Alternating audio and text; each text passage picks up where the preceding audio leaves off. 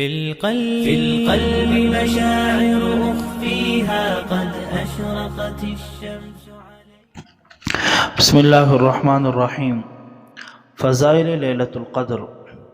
اعوذ باللہ من الشیطان الرجیم. بسم اللہ الرحمن الرحیم.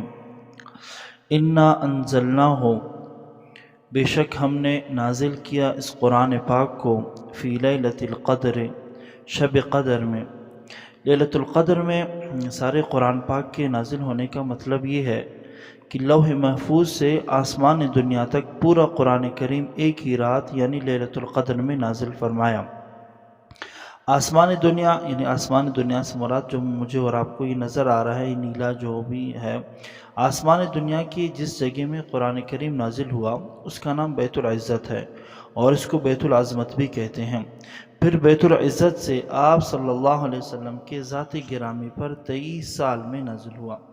معلوم ہوا کہ قرآن کریم کا نزول 2 دفعہ ہوا ہے. ایک دفعہ تو پورا کا پورا قرآن نازل ہوا آسمان دنیا پر، پھر اس کے بعد تھوڑا تھوڑا اور آہستہ آہستہ حسب ضرورت آپ صلی اللہ علیہ وسلم پر 23 سالوں میں نازل ہوا.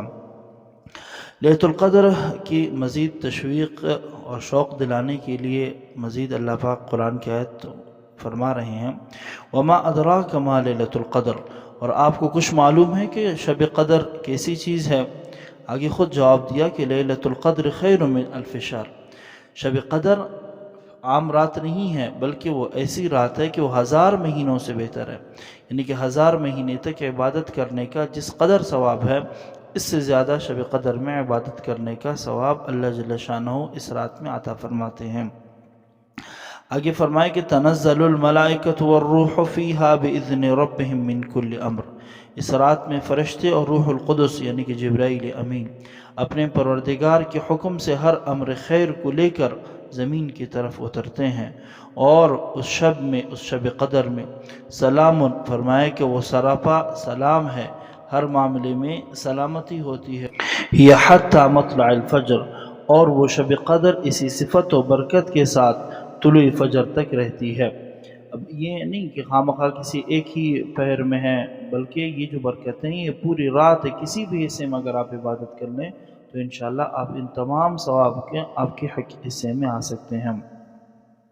احادیث مبارکہ میں شب قدر کی فضیلت ہے. حضرت ابو ہریرہ رضی اللہ تعالیٰ عنہ کی روایت ہے، فرمایا کہ رسول اللہ صلی اللہ علیہ وسلم نے ارشاد فرمایا، جو شخص شب قدر میں ایمان کے ساتھ اور ثواب کی نیت سے عبادت کے لیے کھڑا ہو، اس کے پچھلے تمام گناہ معاف ہو جاتے ہیں. تمام صغیر جتنے بھی گناہ ہوتے ہیں صرف ایک رات کی عبادت سے اللہ پاک معاف فرما دیتے ہیں. حضرت انس رضی اللہ عنہ کی روایت ہے کہ رسول اللہ صلی اللہ علیہ وسلم نے فرمایا، جب شب قدر ہوتی ہے تو جبرائیل علیہ السلام فرشتوں کی جھرمٹ گروہ میں نازل ہوتے ہیں اور ہر اس بندے کے لیے دعائے رحمت کرتے ہیں جو کھڑا یا بیٹھا اللہ تعالیٰ کی ذکر و عبادت میں مشغول ہوتا ہے. شب قدر کی خاص دعا جو حضرت عائشہ رضی اللہ عنہ سے مروی ہے، فرمایا کہ میں نے رسول اللہ صلی اللہ علیہ وسلم سے عرض کیا، مجھے بتائیے کہ اگر مجھے معلوم ہو جائے کہ کون سی رات شب قدر ہے تو میں اس رات میں اللہ تعالیٰ سے کیا عرض کروں اور کیا دعا مانگوں؟ آپ صلی اللہ علیہ وسلم نے فرمایا کہ یہ دعا مانگے، اللہم انک عفو کریم تحب العفو فاعف عنی.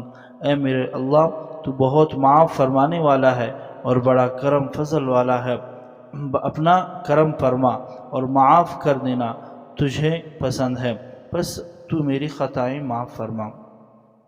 شب قدر کی عبادتوں کے بارے میں عائشہ کی روایت ہے کہ فرمایا کہ جب رمضان کا آخری عشرہ شروع ہوتا تو رسول اللہ صلی اللہ علیہ وسلم کمر کس لیتے اور شب بیداری کرتے، یعنی کہ پوری رات عبادت اور اذکار اور دعا میں مشغول رہتے، اور اپنے گھر کے لوگ یعنی ازواج مطہرات اور دوسرے متعلقین کو بھی جگا دیتے تاکہ وہ بھی ان راتوں کی برکتوں اور سعادتوں میں حصہ لیں.